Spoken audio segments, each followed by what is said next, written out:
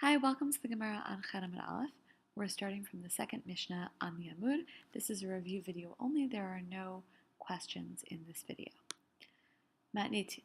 The Mishnah says, Ein bein Nedarim Nedavot, el sheNedarim chayav ba'achrayutan, v'Nedavot eino chayav ba'achrayutan.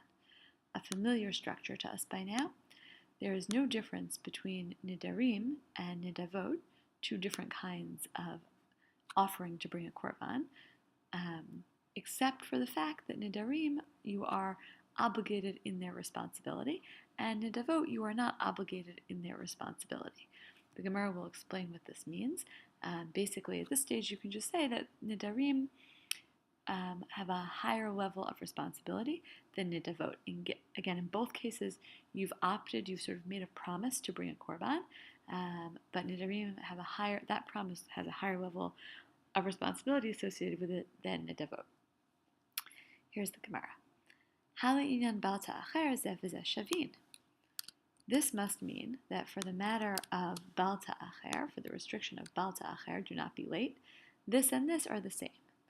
Bal Ta'acher means that when you make a neder or a nedavah, when you make one of these commitments to bring a korban, you have a year to do it. Bal Ta'acher means you can't be later than that. So these two, Nedarim and Nedavot, are the same in terms of that time restriction. In both cases, you have a year, you have the span of Shalosh Regalim in order to do that. Tznan Hatam, we learn there, meaning we learn in a Mishnah there. Ezohi Neder, what constitutes a Neder? Haomer Hare Alai Olah. Someone who says, I'm taking an Olah upon myself. I'm taking an Olah offering upon myself. Ezohi nedavah, what constitutes a nedavah? Haomer, harezo olah. Someone who says, behold, this animal is going to be an olah. It's a difference of language of how you frame it.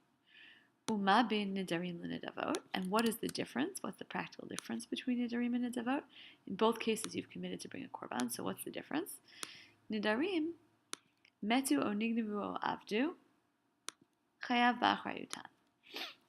When it comes to Nedarim, if they die or they're stolen or lost, meaning the animal dies or is stolen or is lost, chayav ba'achrayutan, you're obligated in its responsibility. In other words, you still have to bring a korban because you said the language of alai. It's an obligation on me. It's sort of separate from the animal itself, and even though the animal died, you still have a responsibility to bring the korban. Nedavot, metu o nignavu o avdu, eino chayav ba'achrayutan. But when it comes to Nedavot, if the animal dies or is stolen or gets lost, you're not obligated, you're not responsible. The animal is gone, and so the obligation is also gone. Minahani milei. That's the Gemara's question. From where are these words? How do we know this?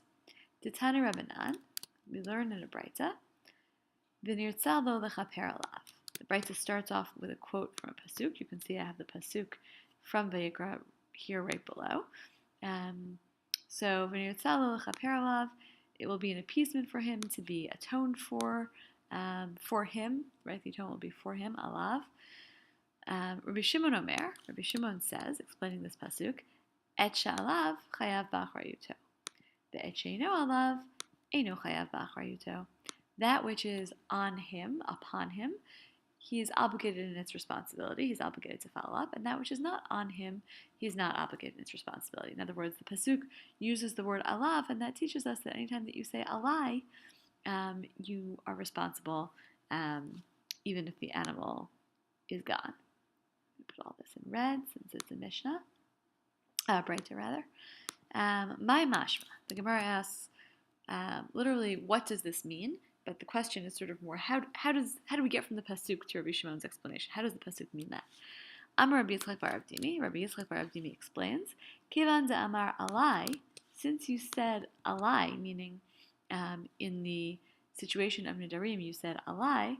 Kiman de Taina katfe dami. It's like one who took it on his shoulders. Ta'in is like a burden. It's like one who's got it burdened on his shoulders.